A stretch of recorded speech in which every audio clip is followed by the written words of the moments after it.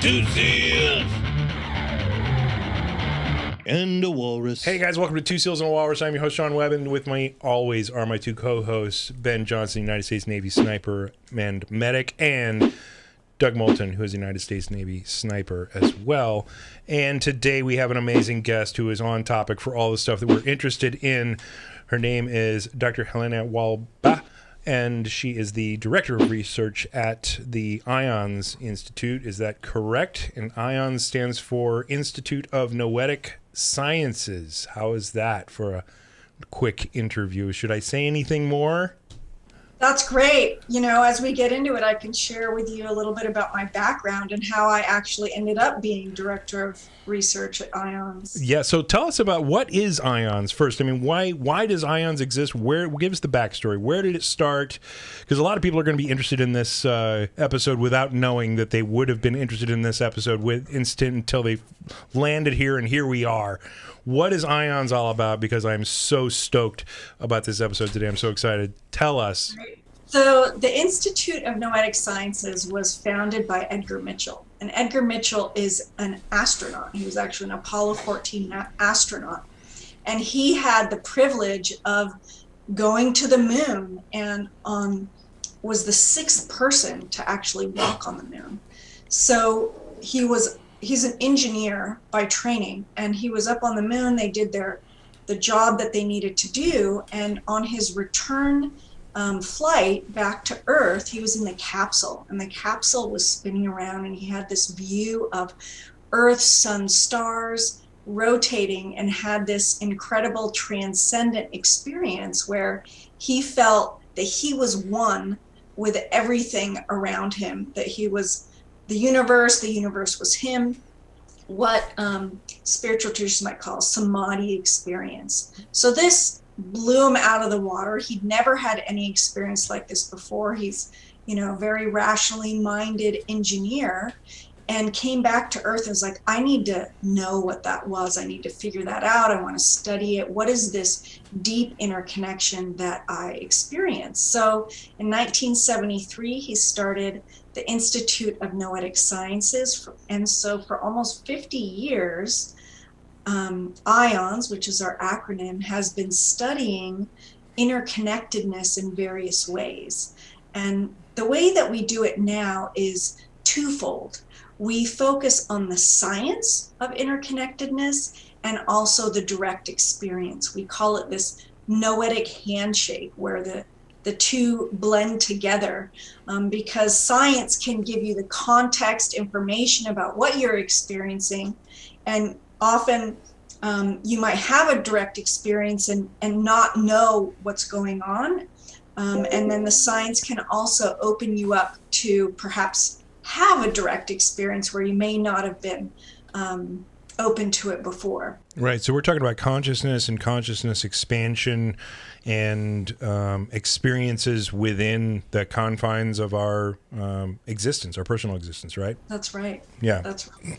Yeah. So I know that he had an experience like that was profound for him, but I did not know that he was the founder or the idea behind IONS, and that's amazing. Like, I just learned that today. I was today years old, which is awesome. And so you guys basically make it a life's purpose of studying non-local consciousness is what I guess the term that we're kind of surrounding and agreeing to from a different discipline's perspective. Is that correct? That's right. You could call it non-local consciousness. We have a guiding hypothesis, if you will, that all of our work fits under, and that is that we are all interconnected. And when we embody that, it allows us to access information and energy, not limited by our conventional notions of time and space, and that in turn can profoundly amplify innovation, well-being, and transformation. And so you can think of that guiding premise as three factors. The first part of it is this subjective sense of interconnectedness, or we are all interconnected. The second piece is what you might call extended human capacities, or psi, or our ability for, this non-local consciousness to access information that's far away or in the future, etc. And then the third factor is about well-being, quality of life. How do those other two pieces kind of influence our happiness individually, but also in our communities? So that's kind of our guiding premise, and each one of our studies is couched under that, is looking at a different aspect of that guiding premise. Now, this is basically the other side of the coin from the materialists, who are typically physicists or hardcore classical scientists who like to point at the fact that, if you can't measure it, it doesn't exist. And but you guys are actually that answer to that question, saying, well, we are going to measure it. We are going to do some exploration. We are going to put some real science and some real rigor to the study of this stuff, because we can't just have a system of understanding quantum mechanics or whatever it is and not have it explain absolutely everything, including the outlying experiences that other people have. Remote viewing or psychic experiences, or the really solid science that's been done with double-blind, placebo-controlled studies on people with prayer being effective and healing, remote healing being effective, and twins being able to sense each other's pain. I mean, there needs to be a functionality within the model of understanding of science that allows you to explain those things, or at least leaves the door open to those things. And I think the science that we have currently doesn't do that. And you guys are basically that space that are saying, hey, we are going to put some serious science behind that. Would that be a fair assessment? Absolutely. We're living in a really fascinating time right now. I mean, the materialist paradigm is the dominant paradigm in academia and science. And so, yes, you described it well. It's basically just what is physical is all that exists. And I feel like we have a foot in each paradigm, moving into a post-materialistic paradigm, where we understand that our consciousness is not actually limited to our physical body, to our physical brain. Our consciousness is actually non-local. And so it's fascinating to be in this middle transitional space, because we need to rethink about how we study things, how we do things. Our study designs in a materialistic model can be really reductionistic. We just look at one specific question, how this one specific thing affects this other thing. And yet, if we're all connected, and our consciousness is non-local, you have to take the investigator into account, the research assistant into account. You have to think about all these different things. And at this point, there is enough evidence showing very clear, observable examples in the field, in the lab, with stringent methods demonstrating that, yes, our consciousness does have the capacity to be non-local. And so what is that all about? We really, I think, I invite our team to come from this place of curiosity and also humility. It's like, we can't possibly know everything. And so how do we just take it one step at a time to discover what's going on, and to not be, stuck in this rigid dogma of a materialistic paradigm that's not really fitting anymore? Of course, it's brought us incredible inventions, and there's usefulness to it, but it doesn't explain everything. And so I think it was Nikola Tesla. Nikola Tesla would love this, because he was the one that said the moment humanity begins to study non-physical phenomena, we will discover, invent, innovate more in 10 years than we'll have in all of human history. Yeah. And for somebody who's invented some amazing things in his life, to be able to say something like that is pretty darn cool. Was the mystery the thing that drew you into this space? Like, how did you get into wanting to become an IONS director of research? Yeah, I can't imagine there's an undergrad program for that yet. Right.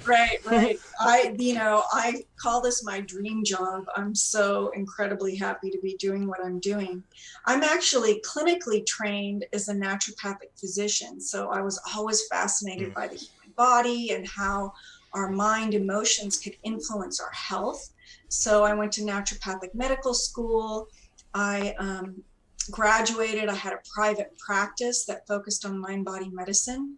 and then eventually got drawn back into research because I had so many questions about how it worked and what was going on.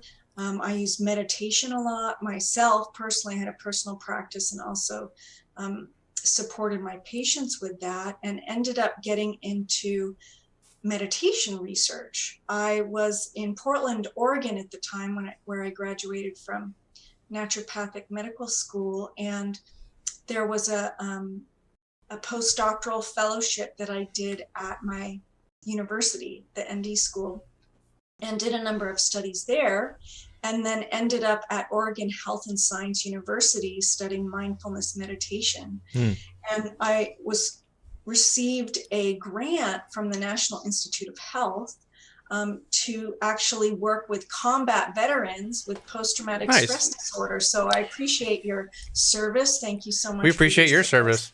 Yeah. I mean, really, though. Yeah. So, I interviewed over 100 combat veterans with post-traumatic stress disorder, hearing their story, taught them meditation, and looked at how that shifted their symptoms. And that was a very profound study. We actually didn't see a huge shift in their outward symptoms, but their reactivity to it, the way that they judged themselves and blamed themselves whenever they got triggered, diminished. And their relationship, they were able to just be more present and accepting of themselves in the difficulties that they were experiencing. So that was a really fantastic study, and we have a bunch of papers that came out of that. That's funny. Anyway, we could talk about I know.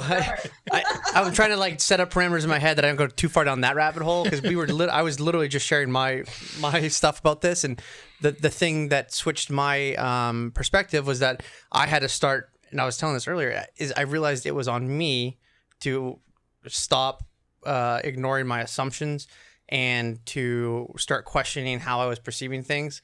And then once I was able to do that, then I kind of shifted things. But I was also seeking professional help because I realized that I had some room for improvement, and that really helped. So again, really appreciate what you do. Not even just this, but just through and through. It takes a lot, and I'm sure you've seen some heartaches and struggles. But without going down that rabbit hole too much, I'm hyper fascinated with some of the studies you've done, what you found, haven't found, and also how it's being perceived by different communities. Thank you. Yeah. You mean the vet studies, meditation studies specifically? No, because we could talk about that for the next 3 hours. Yeah, exactly. Yeah, I know. Okay. I'm already thinking. We'll just put a pause there. You can have me back to talk about that specific thing. Exactly what I was thinking. Sold. Yeah. Yep. So here I am. I'm working in an academic university. I'm, doing this big study on meditation, multiple studies on meditation. And at the same time, I have this rich personal history.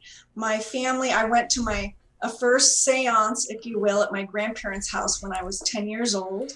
And my mother, my grandmother, my uncles are all channelers. And we'd sit, I'd show up and my uncle would be there channeling some voice that wasn't his.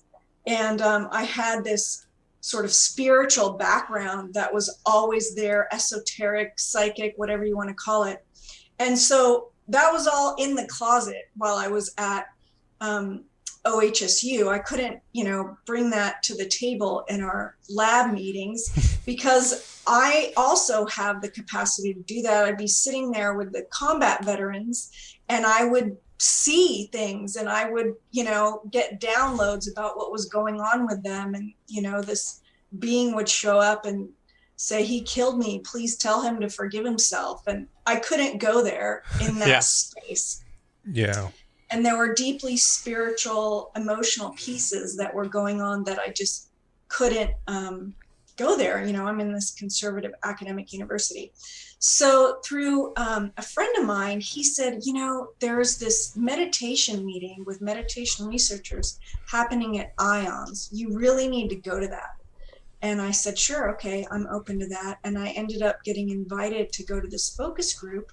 And the goal of that focus group was to look at the future of meditation and to look at that exact issue. Why are we just focusing on psychophysiology, clinical outcomes? There's this whole spiritual, esoteric aspects to meditation that when it was brought to the West and is being studied in this Western scientific model, removes that piece.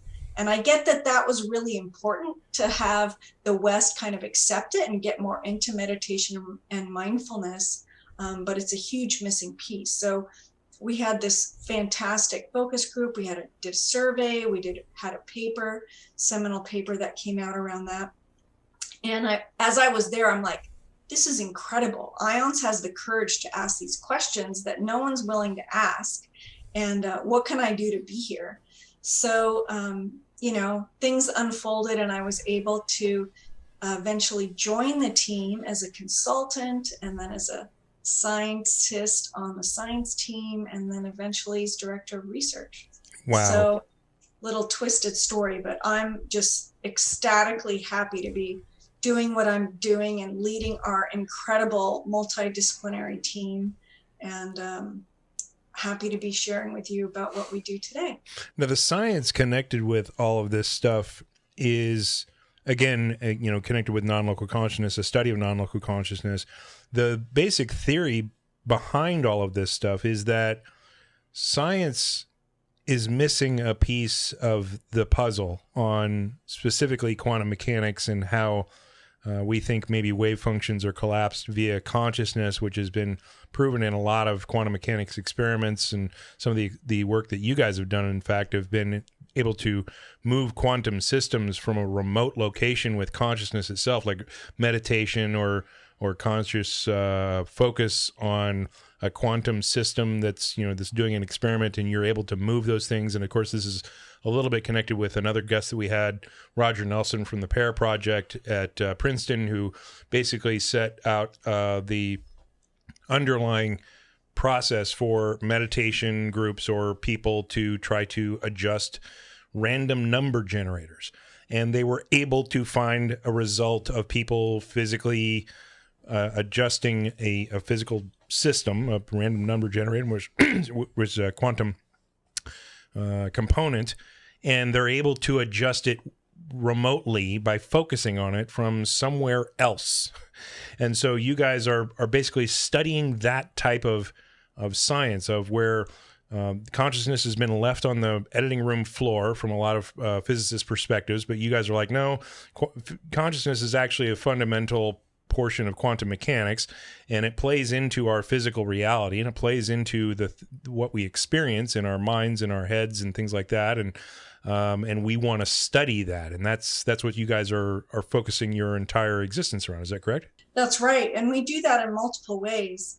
Like I said, I'm a clinician. I'm not a physicist, so I can definitely speak to that on a certain level, especially the quantum number generator study. Well, they're called random number generators, but we've created a device called a quantum noise generator. And we're actually working with Roger Nelson now for the Global Consciousness Project 2.0, which we're really excited about. And we're testing different devices and analysis techniques.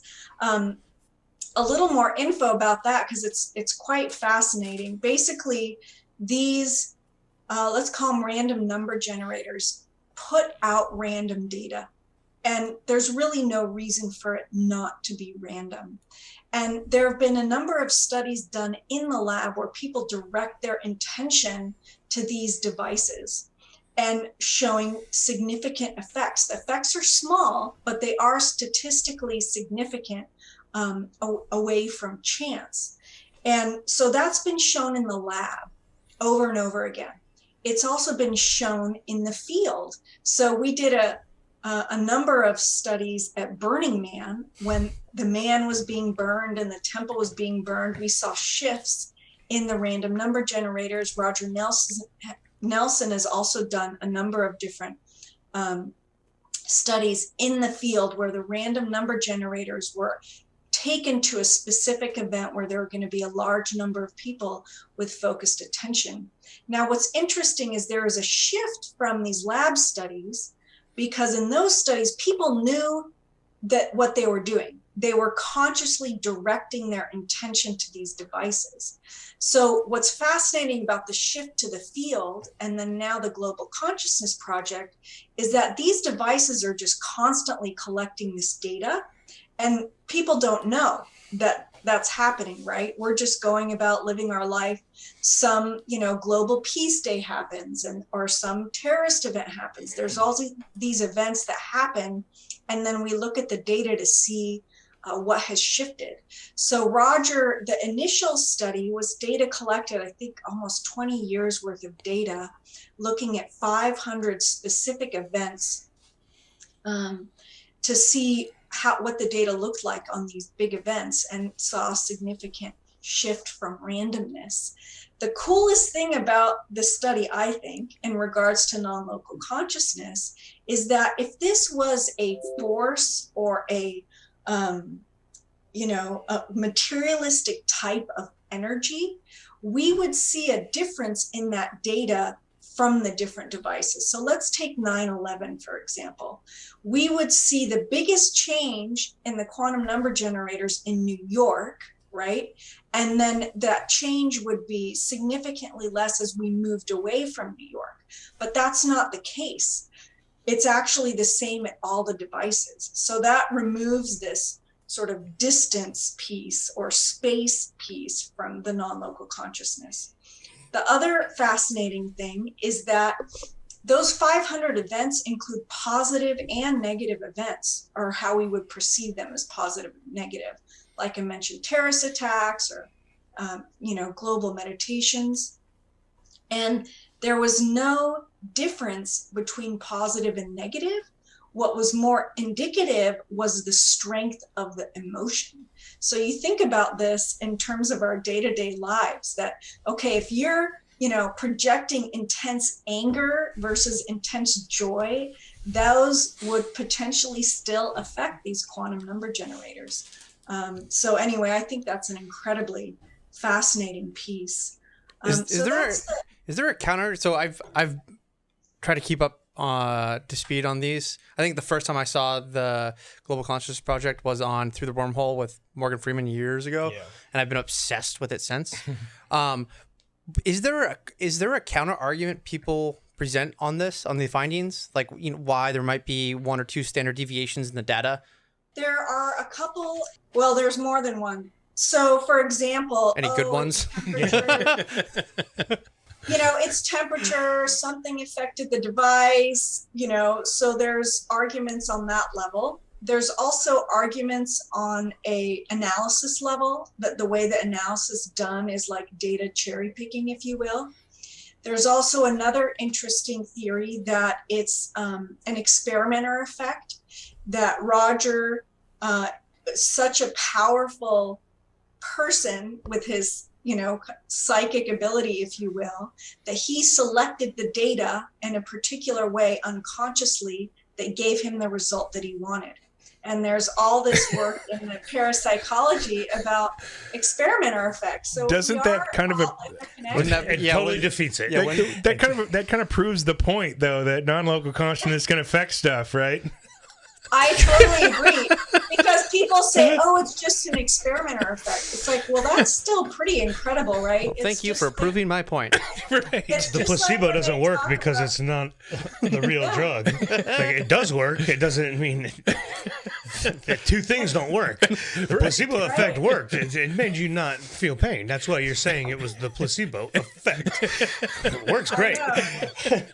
Oh, it's just placebo. It's just like they say with, mediumship studies. It's like, oh, it's just telepathy. It can't possibly be survival of consciousness. And you're like, okay, well then maybe we're showing telepathy. That's pretty incredible, right? Right. No, fuck you. How's You're that? wrong. I would love to see a physicist say, well, that's just telepathy. Right. It's like the tree is floating. Physicist, you can't just pawn that off. That's something else. It's not. You're wrong. But that's it. So what's the stuff that you guys are into most recently? Like, what are the studies that you're doing right now today that are in process? Can you talk about that stuff or no? Yeah, absolutely. We have a number of studies. I think we have like 20 studies active right now, but there's a few kind of larger studies. So one's called the IONS Discovery Lab. And, we basically took the three factors of that premise: interconnectedness, extended human capacities, and well-being, and we gathered a number of measures that look at those. And so we created a survey that people can do online. It takes about 20 minutes before any sort of practice, transformational practice, meditation, sound healing, psychedelics, one-on-one therapy. And then they also do it afterwards. So we're seeing how people are shifting from these transformational practices. We're seeing the relationship between those three factors. And we're also seeing if there's anything about the individuals that determines which practices they shift more from. So I may do really well with meditation, whereas someone else might not. They might need body-based practices or something like that. So as far as we know, it's the largest study so far that has been done looking at transformational practices and how they can shift and support people, and looking at these different three factors. So that's where the psychedelic therapy comes in. We have a retreat center in Northern California. We can't do psychedelic interventions there, but we are working with therapists who do one-on-one therapy with people. We have someone who is doing psilocybin and another person who's doing ketamine. We're very interested in psychedelics as a transformational therapy, and you can are you guys connected to, or have you linked up or have some relationship with MAPS? We do. It's not, we know of them, they know of us. We have been connecting with them, but we don't have a formal collaboration right now. We're very interested in having that. And I think that, a lot of people are benefiting from psychedelics, and it's definitely a way that people can experience oneness states more easily. So we would love to have therapists and groups doing that work be part of our IONS Discovery Lab, because it's a no-cost, easy way to actually measure the effects. Oh, we're working with a shaman in Ecuador who's doing ayahuasca ceremonies also. Nice. We did some ayahuasca ceremonies a few years ago. Yeah, we did. We went down to Peru and went down to Arcana down there and spent a week With the Shabibo. Doing a copious amount of ayahuasca. It's intense. It was intense. Very, it was really cool. Intense experience, yeah. Not recreational. No. Debatable. It depends. Do you like being dragged through the dirt to learn Yes. things? Yes, and yes. Non-stop for hours and hours. Yeah, obviously psychedelics aren't for everybody, but a lot of people are getting an incredible amount of benefit from them. And so we want to be able to measure that so we can see what's going on. Yeah. The other thing that's interesting is, we're interested in extended human capacities, psychokinesis, telepathy, precognition, remote viewing. And so, there is an association between psychedelics and people either having those experiences, psi experiences spontaneously, or when they're done with their psychedelic experience, being more open to having those experiences. So we're very curious about being able to study that. So are you measuring remote viewers? Then are you training those folks, or are you getting them from an external program? Like I know Russell Targenhal did a program at SRI for a number of years where they got Defense Department funding for basically building a psychic spy program, which they then took in-house at Fort Meade. But they weren't interested in doing the science. They were more interested in telling me what's underground at this Russian secret facility, and I don't care if you're only 28% accurate. It's going to be 28% better than we had yesterday. So what is the process that you guys follow to do a study for remote viewing, for instance? Right. So, yeah, that was the Stargate program, and Ed May and Somali Marwa wrote an incredibly detailed summary of that work that you guys should check out. So we don't do any trainings per se right now. We basically study people's ability to do that. So one of our tasks in the IONS Discovery Lab is a remote viewing task, a short one and a long one. So we're basically collecting that information from general people. So someone who is studying, who teaches remote viewing, could sign up to be part of the IONS Discovery Lab, and then we could test their participants before and after they do their trainings. That being said, we are working with a number of other investigators right now to develop a new remote viewing picture set. So we are actually very shortly going to be putting that up on either MTurk or Prolific to have people judge all these pictures on a number of different parameters. And that will help us understand what makes it more easy or less easy to be able to remote view certain pictures. Is there something about the picture itself that allows them to do it more easily? So that's a really interesting study that we're working on. Now, is this something that's new, or have you guys had a good history of like psychokinesis or telepathy or some of the other things? Like, how long, what's the history that IONS has been working with, and how long have you been working on each discipline? I've been with IONS about almost 6 years now, and it's been working on all those since then. And prior to that, I'd say that research arm of IONS was ramped up when Marilyn Schlitz came on and started a more formal research program. And that was in the 90s. And she brought on Dean Radin, who was our chief scientist. And he's been studying psychokinesis for decades and is an incredible scientist, incredible person. And I'm really grateful to be working with him. So, you know, he's a prolific writer. He's written on telepathy, distant intention, multiple different studies, and on each one of those. The way that we hold it now is really around that guiding premise that I shared with you, and working to, you know, each scientist has their own interests and specialties, if we will. So we try to synergize as a team to bring that forward. So I talked about the IONS Discovery Lab. The other major research program is we call IONS X. And that is really looking at consciousness's effect on the physical world. How does our consciousness in practical, applicable ways affect our physical world? And we have a number of different studies in that arena. We just finished a large pilot study on energy medicine that you could call PK. How does our intention influence our physical body in terms of health and healing? So is that similar or related to Reiki? Yes. Reiki is a type. Yeah. Okay. Reiki is a type of energy medicine. And so we had 17 practitioners and almost 200 participants who had hand and wrist pain. So the practitioner would give a 30-minute session to each person.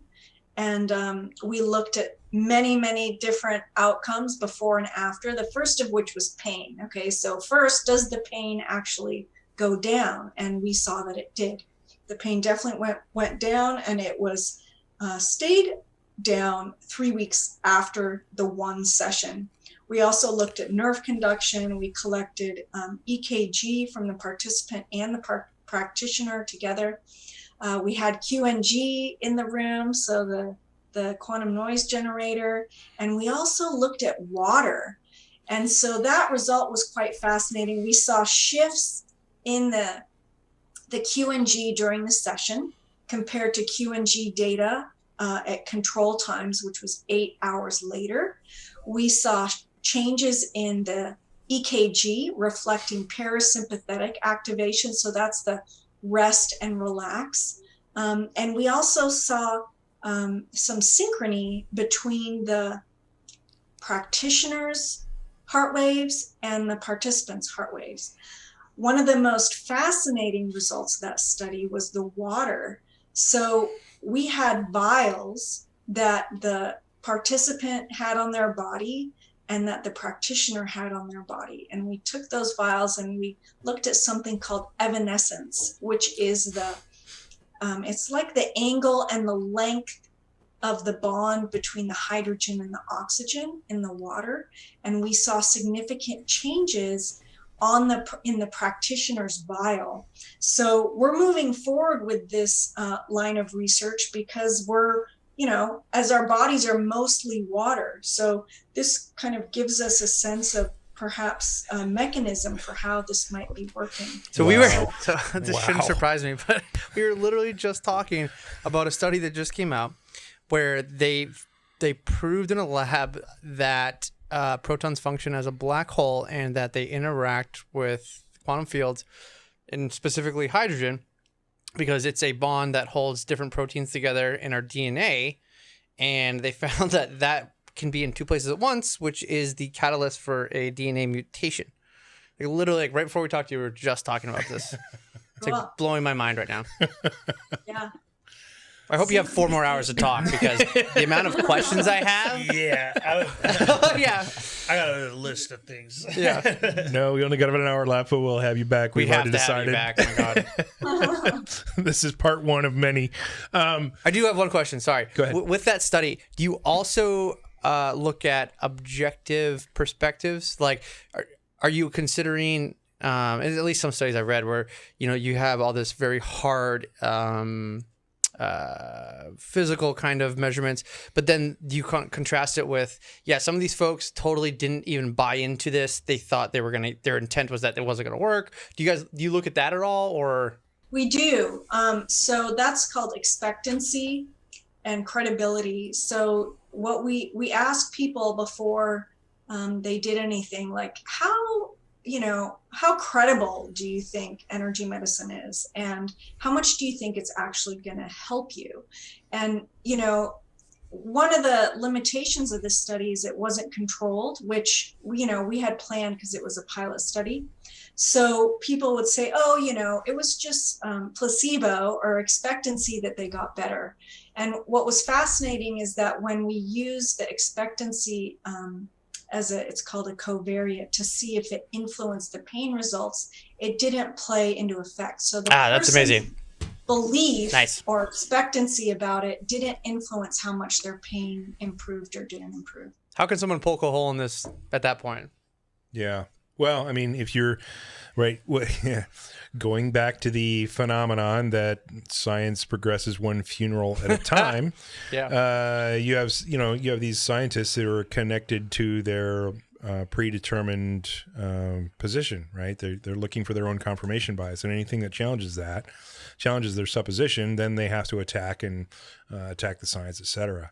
I had a question that popped up regarding the discussions about adjusting physical systems with consciousness or intention.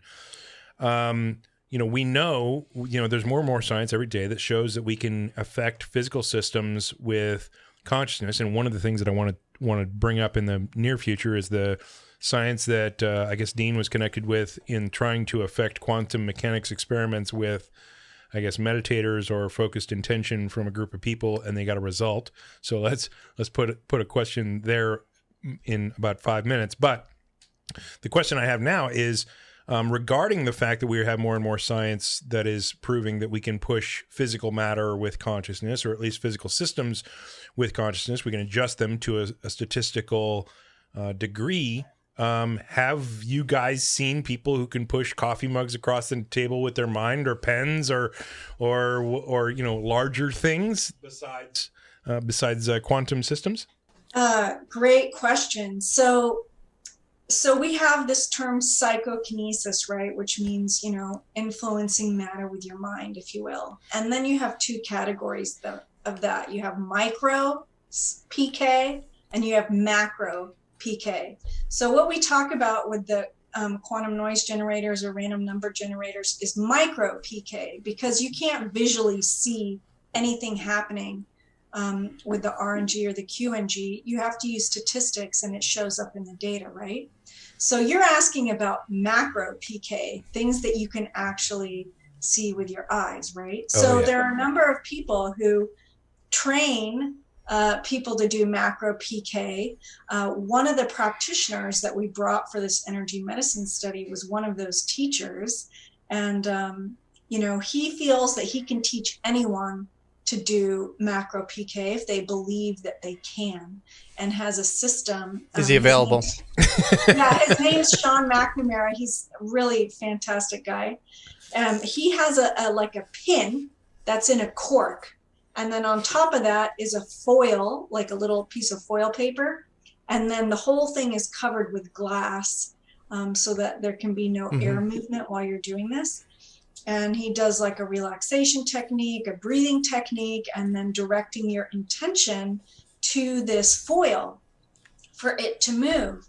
And he did it for us when he was at the lab, and it was super fun. And I was able to make the foil move around, which was really exciting. So yes, I've seen people do that. People say they do that. For some reason, it doesn't get, you hear about the whole spoon bending. I think there's a perception that it's just more hokey or difficult to believe. And so there hasn't been a lot of research on it that I know about recently. We have people emailing us and calling us all the time saying, hey, I can do this. What's going on? Please study me. And obviously we have limited resources, so we can't do that. But, a study we've talked about doing is introducing a vacuum into that glass. And it's like, okay, is there something about the air? Like, what's actually being shifted? Is it the air around the foil that's making it move? Is it just the foil? What's the mechanism of what's going on? I know for me, it was fascinating. I wasn't imagining pushing the foil. I just visualized the foil spinning. And that's how I got the better results. And then I could say, okay, imagined it stop spinning, and then it would stop spinning, and I'd imagine it spinning the other way, and then it would spin the other way. So it's quite remarkable to see that. And, people, skeptics are going to say, oh, that's complete BS. And, Right. Who knows what's going on. But check out Sean. I'm sure he has a ton of videos, and I know he teaches courses still. Wow, that's really cool, because and there's always a side of my mind that runs to the skeptical side, or the because I'm always looking for the charlatans, right? Because we had a discussion earlier that was, we've seen some people, you always drive down the road and you see the psychic with the palm on the sign, and they come in for your reading and yada yada yada, and the folks around this table are in agreement that the large majority of the folks in that business are the charlatans, are the cold readers, are the people who can, pose a question very well to where they can kind of eke out some truth, or, lead you down a path to get some kind of an accuracy level of their reading that you'll then have some confirmation bias on, saying, oh my God, that psychic was amazing. But then we also realize that there are some actual people out there who are tuned into non-local consciousness, just like a LeBron James is built to play basketball. And he is amazing, not because he just did the hard work, and I'm not taking anything away from his hard work, but the dude is tall, the dude is strong, and he can take the ball to the hole like no one else can. So he has an advantage. And I talked to Jeff Martin about this as well, excuse me, and he's of the agreement, as well as the people around this table, that there are probably people who are just physiologically built better for non-local consciousness stuff, including things that would classify as psi, or like remote viewing or whatever. And so I think that there are some people out there who are just built better for that. Are you doing that kind of? Are you looking for those types of folks to help you in that research, to find those diamonds in the rough, so to speak? Yeah, absolutely. So I have a lot to say about what you just said. One is discernment, right? So even if you believe that non-local consciousness is real and that it works, doesn't mean you just swallow everything that comes to you, right? We have to practice discernment and critical thinking about the information that we're receiving. And we're seeing that now in our world more than ever. So that's to your comments about the psychics and the mediums on the corner. Right. Also, another piece, this comes up a lot around mediumship, like what's the source? Where's the medium actually getting that information? I think that's an important question, but I don't think that's the only question, because there's a lot of people who get incredible benefit from mediumistic readings that support them in their process of grief, regardless of what the source is. So can we kind of take a broader view of the usefulness and benefit of some of these experiences, regardless of whether the source is? So let's say that the medium's not actually connecting with the personality of the other being, but is tuning into intuition, telepathy, their own just higher self. If the person across from them is able to resolve some of their grief and shift in their life, then is there harm in that, really? So anyway, I feel like we need to take a broader view of some of these phenomenon.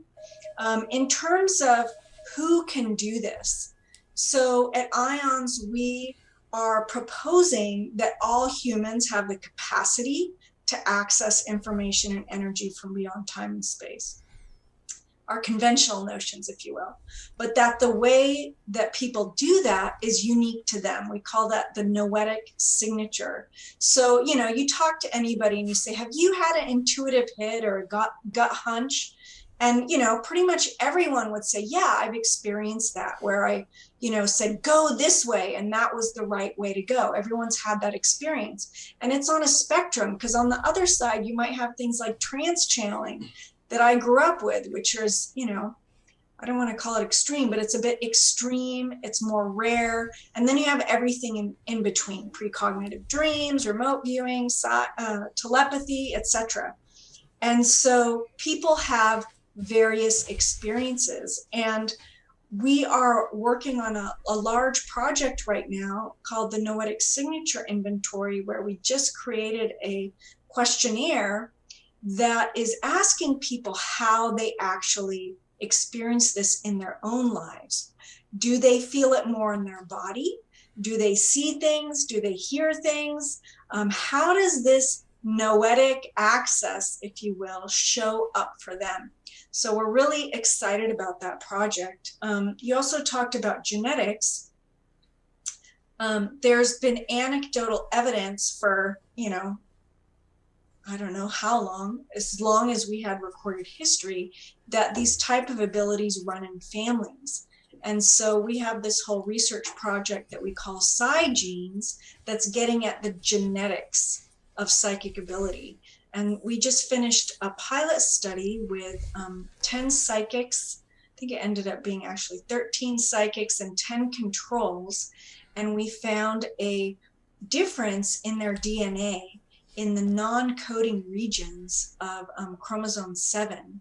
And this area is highly expressed in the brain, which is quite fascinating. And we also did one of the collaborators did a sociogenetic analysis showing that it was related to the spread of Christianity, which is so incredibly fascinating. Wow. So the psychics had the wild type version of this gene, meaning like the original wild type, and the controls, who had no psychic ability and none in their family, had a variation of that. And so where there was greater Christianity, there was less of this wild type, less of this psychic expression, if you will. So this is just the beginning. We're trying to raise funding right now so we can do a larger replication of this study, so we can see if that persists in a larger group and start looking at the nuances of that. Can we recruit so many people that have different types of psychic abilities, and does that show up differently?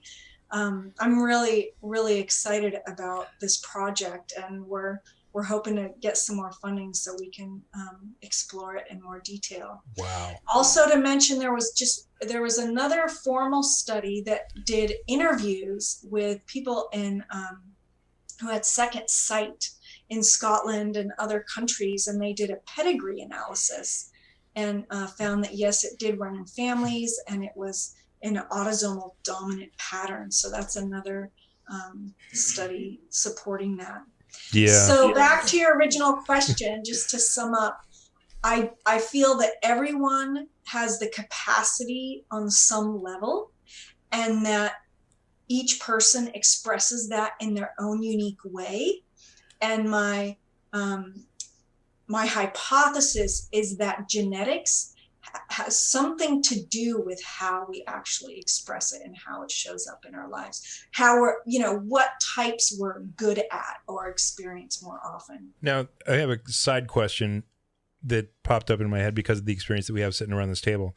Now, you guys had a little bit of a telepathic connection down in Peru while we were doing some ayahuasca. Were you able to exchange information not through any other typical means of communication, maybe some non-local consciousness? Does psychedelics, have you guys done any studies on psychedelics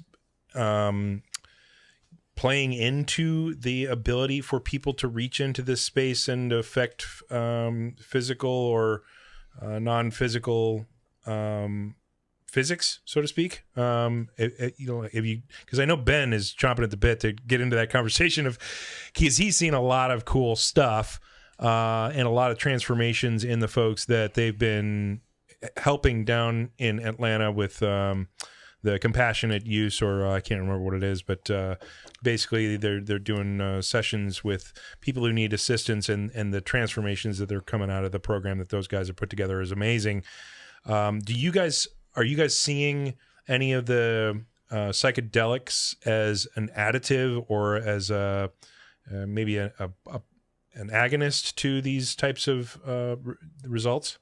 We haven't done any studies ourselves, but like I said, we're collecting data about that in our IONS Discovery Lab study, and it's there are a number of studies now showing that people who are either during a psychedelic experience have more psi, and also afterwards. There's a researcher named David Luke who's done quite a bit of research around that. So yeah, I don't want to say it's proven because I don't like using that word, but there is a number of studies providing support that happens, that people who take psychedelics have more psi experiences, more of them, are more open to them afterwards as well.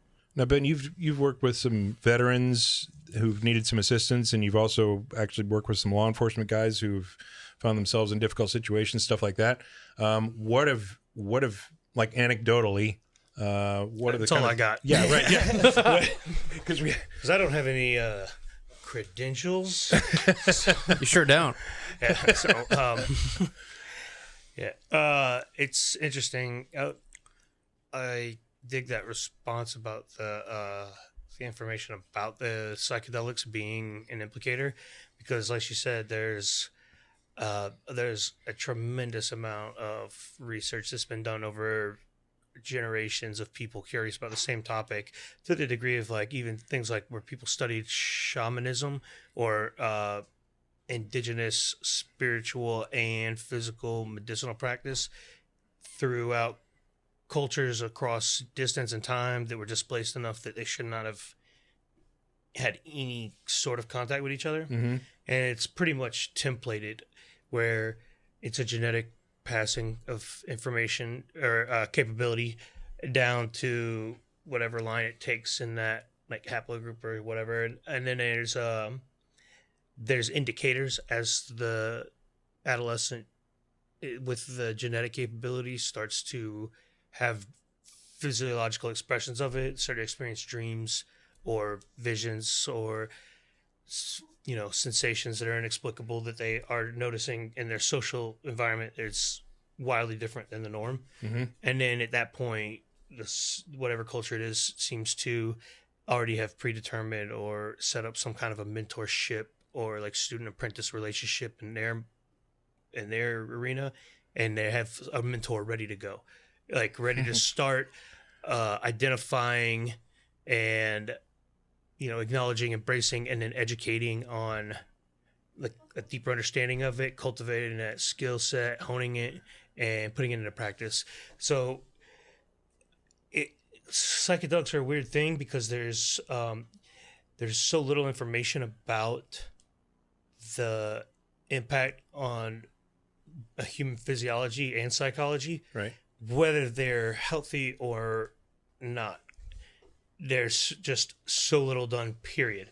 They haven't studied safe, practical use of it in healthy people. They've barely studied it in people that are described as unhealthy. Right. And it's been villainized for so long with so little information that it's complicated. Yeah. And what a lot of people have seen is a correlation between genetic ability and then utilizing certain compounds through different cultures. For example, in the Carpathian region, the fly agaric mushroom is used by their version of shamans. Right. And in the equatorial Africa, you're seeing a lot more things of like iboga or ibogaine used by their practitioners. You got psilocybins used pretty much globally. Psilocybin mushrooms or some derivative of something like that. Then down in South America, you've got the different DMT analogs, whether it be ayahuasca or Bufo various in Mesoamerica. Ibogaine. Right. So pretty much any different analog of the tryptamines or any kind of the glutamatergic NMDA antagonists, they're going to trigger different physiological actions. And so people's different genetic predisposition to these capabilities are going to be affected in different ways. And unless you have somebody who's well versed enough or experienced enough that they can identify what someone else is going to likely be experiencing and then really develop an understanding of that and then introduce an exogenous substance that would either bolster it or potentially diminish it, we're not going to have any ability to draw causality out of the correlation. Sure. Either way, Sure. it's going to look fuzzy to us for a long time until people pull their heads out their asses and let things research develop. You've recently seen some or I guess telepathic communication in some of the sessions that you guys have supervised. Right. There's been I mean, at a certain point, I'm an analytical person by my own assessment. Right. And I assess myself more than a lot of folks, so I'm pretty comfortable with that. No one else has time to assess you, Ben. Right. Or access. And all of my objective rationale and reasoning and curiosity has only led me down one reasonable path that made any sense, and it looks very subjective to people who think they're looking at logic. Right. So I don't know what I'm looking at, but at the level of understanding that I have and that I can interpret the data that we were seeing, it seems that there is a very, very strong correlation between a transitional phase of consciousness, whether it be the theta brainwave and a transitional delta or gamma pattern that dulls down some of the physiological stuff that muddies that, or if it's influenced by people interacting with each other and becoming in coherence with their electromagnetic frequency that's perceivable outside of the body. Mm-hmm. So, like Roland McCready was saying with the heart math thing, you got the different frequencies from your big, like 3 epicenters of neuronal activity, stomach, your heart, and your brain. Right. When they're not in coherence with yourself, it's very easy to tell. Yep. When they're not in coherence with your immediate proximity, everybody else can tell. Usually you can too. Yep. And it's measurable. It's factual. It's not worth debating. Yeah. So it's like if there's no coherence between folks, it's difficult to draw causality, but there's certainly correlation. Yeah. I just had a question pop into my head. Maybe you can answer this, Helena. Are you guys looking at field measurement as well? Like, a lot of times, we're stuck in this mental field of surveys and self-reporting and, how does this feel? Or I think Paul Stamets did an amazing job in putting some physiological responses into their microdosing study on psilocybin to where there's a tap measurement that can help identify early onset of some neurological disorders and things like that. But they also want to use that as a measurement device between what's happening pre-microdosing of psilocybin and then post-microdosing or during the microdosing, et cetera.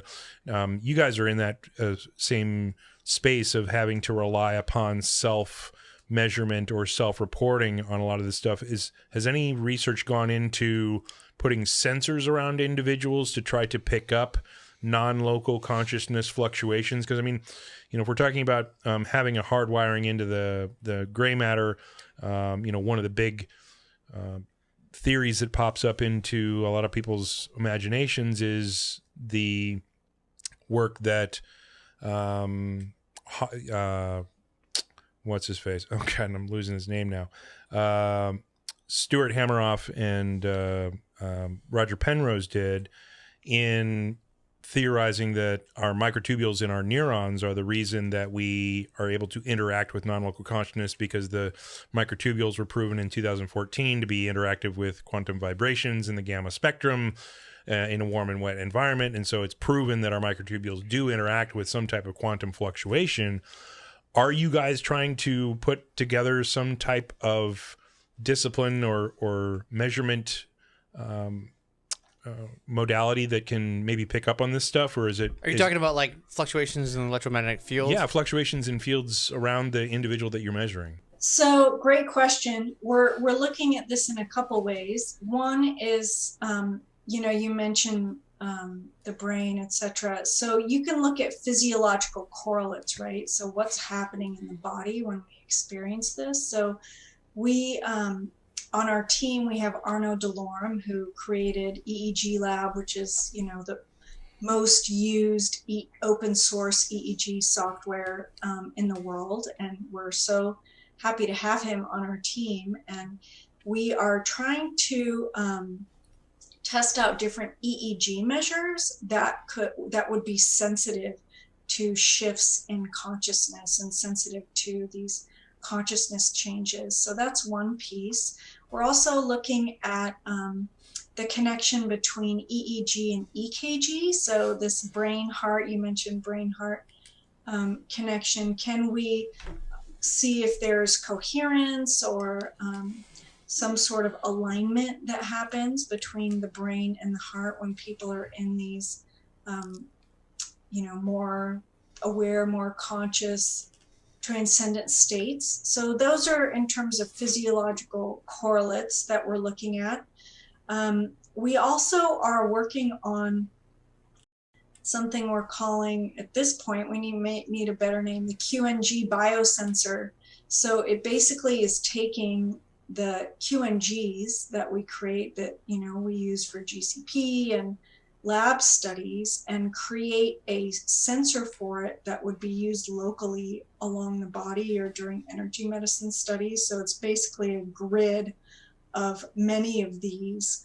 And we'll see, it's an experiment to see if we'll be able to see shifts in those different QNG channels on this, maybe one by one panel as energy medicine sessions and other things are going on. So those are a couple of ways we're working on that. Back to the psychedelics that you were sharing about, I think it is really important, again, discernment. And I love that you brought up the genetics, because I can't imagine that all psychedelics are a panacea for everybody, and that we need to really be discerning about who does what, when, and how, and the context in which it's done. Obviously, I imagine we've all heard horror stories of people having, psychotic breaks or really intense negative experiences from, either doing an inappropriate psychedelic or doing it in a context that wasn't supportive for them on their process. It's not, I don't think there's something that they are a substance to be taken lightly, and that we really need to bring care, awareness, consciousness, the right context. I love the genetic piece. I personally chose not to do the ayahuasca when we had an opportunity, because I have a genetic issue with my MOA enzyme, and I know that Take an that's MLI inhibitor. Yeah. Yeah, that's dangerous. You get serotonin syndrome and die out there. Right. So it was funny because this opportunity came up for me, and you know, you hear so much hype about how amazing and wonderful it is. I said, yeah, I should do it. And my intuition was like, no, do not do this. Do not do this. And I'm like, that's so weird. Am I just fearful and this? And it was just such a clear no, like this medicine is not for you. And then I learned about how ayahuasca was actually metabolized, and I knew about my genetics. I said, oh, that makes perfect sense. And, you know, when we were there in Ecuador, you know, there was one person who had a horrible, horrible experience, literally vomiting for like 12 hours. And it was miserable. Are you talking about Sean right now? Yeah. Are you talking about Sean? And I was like, I wonder, yeah, right? I mean, it's a miserable, miserable experience. And it's like, okay, is this person have a genetic issue that makes it more difficult for them to metabolize the medicine? And you know, the shaman, I don't want to diss the shamans in any way, but say, yeah, well, that's just what they needed, you know, to have their process in it. Well, is that really true? Like, can we actually gather more information about how it's metabolized, the genetics of each individual? And you could even call it, you know, like boutique individualized psychedelics. Boutique psychedelics. I love that. Down there, right? Artisan tripping. Yeah, From forest to table. Artisanal. Right. We have some homebrewed craft drugs. For your, Small batch. For your background in genetics, you need this dose of Right. this thing, and that's It's funny that the ayahuasca was brought up because a lot of those entheogenic substances in the Schedule 1 that they study with this stuff, the ones that don't have any alarming long-term side effects that they've been villainized for, and the ones that seem to have no real lethal dose outside of MAOI abuse or SSRI interaction. A lot of times when they see things like nausea for psilocybin, it's the presence of the neurotoxic components or the non-digestible ones like chitin in the cell walls. Our bodies can't break down bone because we're not like, you know, fucking lions or dogs. So that's the reason we don't eat bones. It just so happens that makes you nauseous. You tell me now, great. Let me go throw up. I'll be back. Or when people get an overwhelming serotonin surge and they're not used to Feeling like you're choking to death? or just any imbalance. It's the same with people who get addicted to amphetamines or dopaminergic stimulants. If they're used to a reasonable balance that's almost imperceivable regularly, when you throw something or anything out of whack, then their ability to cope with that in the throes of that experience is rough. So you got the parasympathetic and sympathetic systems doing all kinds of wazoo shit, and I think everybody that has looked enough into it realizes parasympathetic response going unchecked, the panicky, that creates a lot of complications, namely nausea, pretty much across the board. You know, sometimes it's called just a weak stomach, though, too, guys. I got to tell you, because I threw up. You can't get that excuse because he's got a weaker stomach and he was gravy. He was just kicking. I have years of weak stomach for proof. sure. Listen, I threw up on every naval vessel that I went out and we couldn't see shore. I threw up every time. So you have a balance issue. We got that. What we're saying is he's got a weak stomach, and you didn't throw up until you took three redoses. Well, okay, yeah, so maybe all right. you overloaded your system with serotonin. All right, just to give you a perspective, I threw up. The only night I threw up was a Friday night, and I asked for a heroic dose, which they gave me, and then they gave me boosters. Yeah. And in Sean's after defense, the heroic dose. he went all the way. I mean, We went all the way down there. Why not? everybody else is getting like a little shot glass, or maybe a little bigger than the shot glass, like the 2 or 3 ounce shot glass. Mine were like this. Yeah, and I think I needed more than you. I swear to God, they gave me probably maybe this much of a coffee cup full of ayahuasca, and at that point, I was just off to the races in the center of the universe, you know, that type of thing. But my tummy didn't bode well in the latter hours of that experience. It's weird. Is like I'm quick to be upset and puke. Like I'll eat something weird and just puke. Like it's not. I mean, it could be something I eat all the time. I got a really sensitive stomach, which I also equate it to emotional intuition. But anyways, I didn't puke once there, which is weird. Right. I was like, oh, I'm gonna puke every time. And I usually have a weird metabolism with foreign poisonous things, and I could have smelled someone's ayahuasca fart and been gone with the shamans for like 2 days. Yeah. Like, I was out, like that shit hit me like a fucking Mack truck, and it was awesome. You were melting off to another world as you were walking back to your mat. Yeah, I remember seeing your eyes just go. Yeah. Anecdotal. So happy. But I'm wondering about the connection between psychedelics and like psi experiences or non-local consciousness connections, because you guys had a moment where you kind of just had a little communication without any verbal or visual communication, where you knew what each other was thinking, what each other was saying, a little conversation type of thing. I was able to check in because I was like, I don't know these guys. I have a little more experience with non-local consciousness than these guys do. We're down here in this foreign country doing ayahuasca with these Shipibo shamans, and I wanted to check in on them. I was able to check in on them. I mean, I was able to like take a walk down from my mat down to their mat, jump into their brains and figure out what was going on in the moment that we were on this ayahuasca. And I knew that Doug was not having shit going on the first night. Yeah, the first night I didn't have anything. Really weird. Like, I just got a general feeling that Doug was a good guy, and I got nothing else. And then Ben, I got over to him, and it was just like this amazing, complex, black and white, moving, multi-dimensional thing that was like way too complex for me to even, but it wasn't like traumatic for him that I felt. So I was like, all right, we're cool. I think that was the only night that I had a monochromatic experience. It was all I picked up was black and white stuff, and a lot of it was moving, and it was all just of my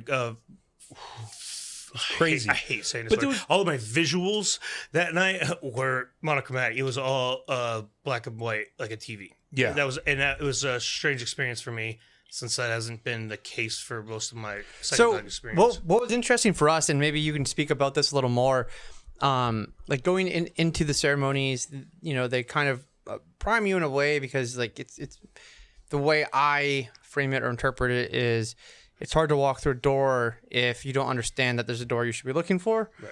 And one of the things they said is, some people, they get heavy on the visuals. Other people, they commune through feelings, which when it was explained to me, I was like, that doesn't make any sense. Same here. But then that's all that happened to me. I didn't have visuals, but I did have visuals through my feelings. And it wasn't until I kind of turned inward, I guess, that like this world just ripped open and I died. And it was, I don't know the words to describe it, but the two sides that kind of deposited was that, some people have strong visuals that they're kind of there. The other people, everything happens directly through feelings. And until you're listening to those feelings, you can't see, you can't hear, you can't communicate with whatever it is you're going to communicate. Is that a dichotomy that you come across? Or, I mean, does that not resonate with anything you do or experience as far as IONS go? I can't really speak to that in terms of psychedelics. What I do know about psychedelics is that they've done some interesting, I don't know if it was EEG or fMRI studies where you would imagine, I think it was with psilocybin, you would imagine that the brain would be more active because of, visual or other things that were being experienced. And yet they found that the brain was actually more quiet during hilarious. Blood supply gets shut off to most of the active parts. Yeah. It's less active, but more regions are interacting, but it's far less active, like activity. Yeah. I think it's a lot less the prefrontal cortex, the waking brain. Yeah, that's the trick. They shut off the highway to the prefrontal cortex from the reptile brain. They shut off the blood supply. So since those nerves aren't active, the brain sends a comparable number of signals omnidirectional to bounce off of all regions to try to get for to that the pineal prefrontal gland cortex. to do its thing. It's the strangest thing, and it is very it's very chill and very holistically active, except for your lazy brain. Yeah. So, Helena, let me ask you. Well, so going back to your question, though, I think this relates to the noetic signature, that we're individual. Our expression of how we experience this is unique and different. And so, maybe, one of the factors in our noetic signature inventory is this embodied feeling versus being visual and actually seeing versus, telepathy. So I think that there are these different ways that people express and have an affinity to experiencing this access of our non-local consciousness, and that will show up in different ways. And because psychedelics allow us to access that more easily, maybe it removes a filter that's normally there. I'm not sure, but that I would imagine that people's individual characteristics of their noetic signature is going to show up there as well. Some are going to be more visual, some are going to feel it in their body, etc. That's just me, going off the top of my head about your question. That's okay. One of the questions that I wanted to ask you was something that Dean Radin, I guess, was connected with, in that how much, and I saw the p-values on this, and I understand p-values a little bit.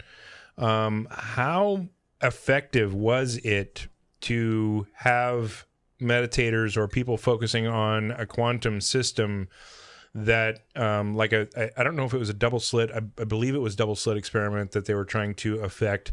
How effective were individuals in reaching out through non-local consciousness to affect a quantum system?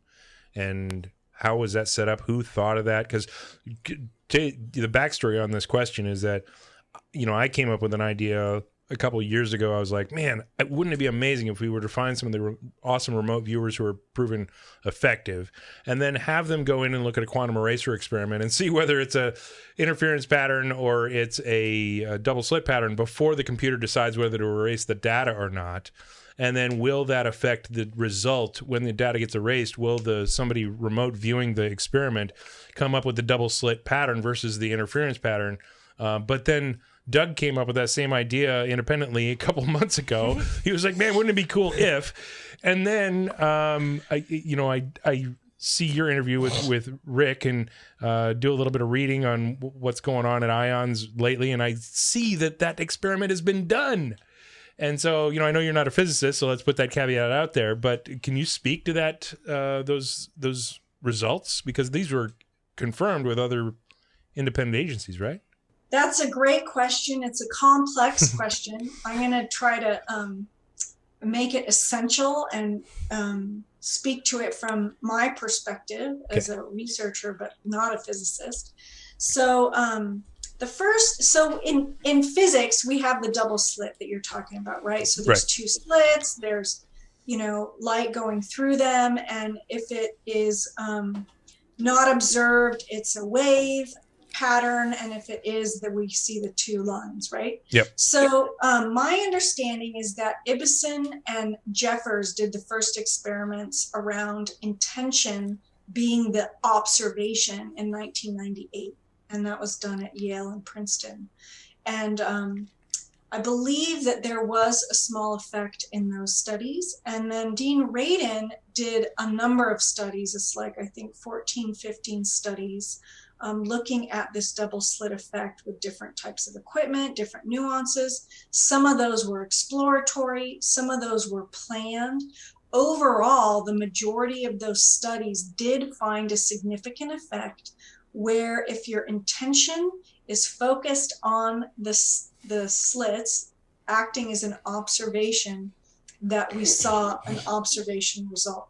Wow. Now, more recently, there have been some scientists who have done a paradigm that has multiple different controls, and they found negative findings. And there have been studies that found negative findings.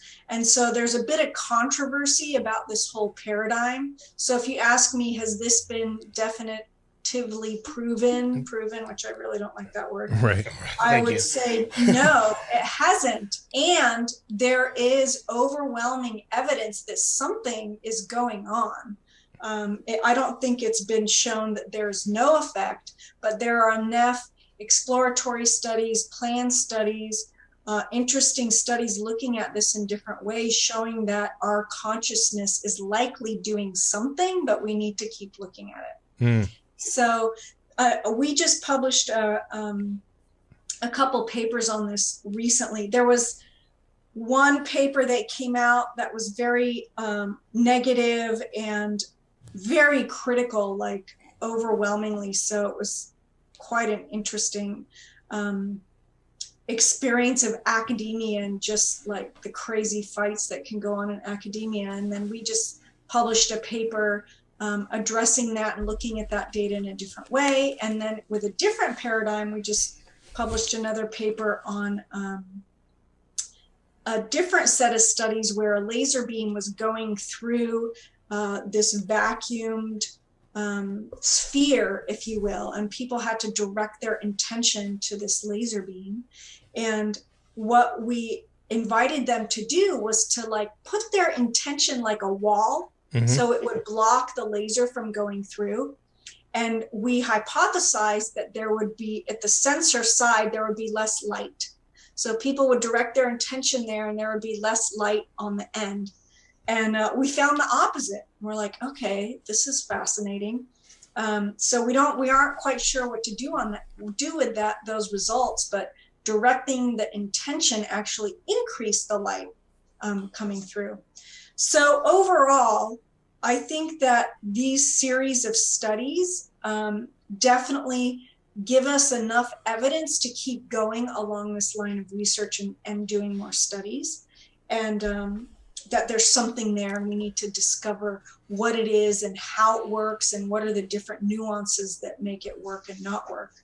That being said, I want to just put a pitch out to parapsychology research in general, and that people say, well, why don't you do this study? Why don't you do this study? Why don't you do this study? Funding, time, energy, resources, people. I feel like Robert Bigelow would be in on this fully. Oh, Robert Bigelow, right. Oh yeah, Dean is friends with him, and we just applied. I'm sure you heard about that big essay contest. Yes. That they put out. We applied to that, hoping to hear any moment now. Oh, that's so cool. About that. Gosh, good luck on that. You guys are qualified for that. Yeah, that's exactly what I was thinking. Thank you. I hope you guys win. There's so much more research that we can be putting towards this, but the amount of funding that this field has is minuscule compared to other fields. And, if there was this huge influx of studies, like you're talking about those PK experiments, if someone showed up at IONS and said, hey, I'm going to give you a couple million to focus on macro PK, can you design a research program around that to really move it forward? Say, absolutely, bring it on, let's do it. So it's just time, energy, and resources. So where's IONS going in the future? Like, given your druthers of somebody showing up with a $10 million check and saying, you know what, do whatever you need with it. What is on your short list of things that you guys want to take the direction on? Right. I think that the SciGenes program is super fascinating and interesting. This whole concept of the noetic signature and how people uniquely express this and how that shows up in the genetics. We're also collaborating with Columbia on a neuroimaging aspect of that, which is really cool.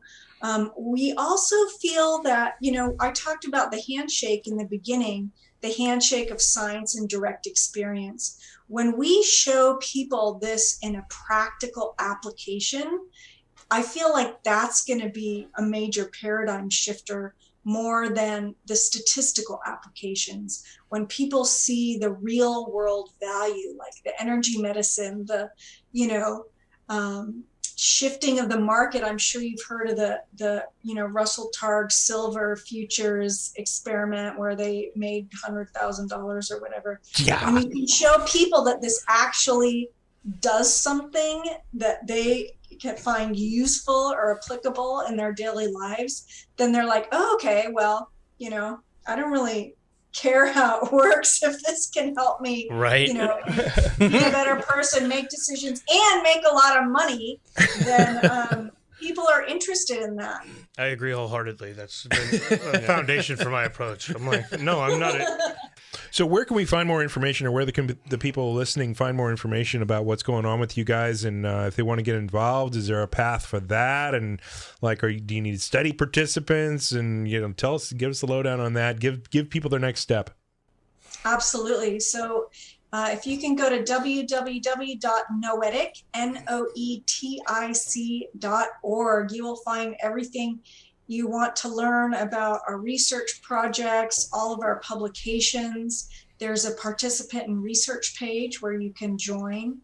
If you are a workshop leader or a therapist that wants to participate in our IONS Discovery Lab, that's a no-cost service. We'd love to have you participate in that.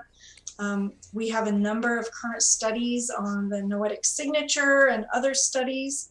And look out for my book coming out in September about these topics, and you can delve more deeply into the science around it and learn how it applies to you in your daily life.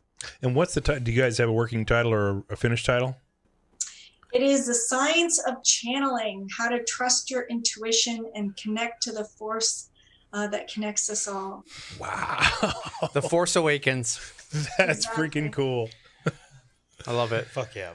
Well, Helena, thank you for your time today. Really appreciate the time that you spent with us. Definitely, we're going to pick up this conversation where we left off next time. So look for a part 2. Guys, we love you for stopping by. We love that you love this content with us. Don't forget that the Two Seals on a Walrus store is now open. We have a whole bunch of apparel and awesome stuff that you can check out there. And of course, like, share, and follow and all that other stuff so that other people can find us. We hope this message finds you well. Talk to you soon. Peace. Two seals and a walrus.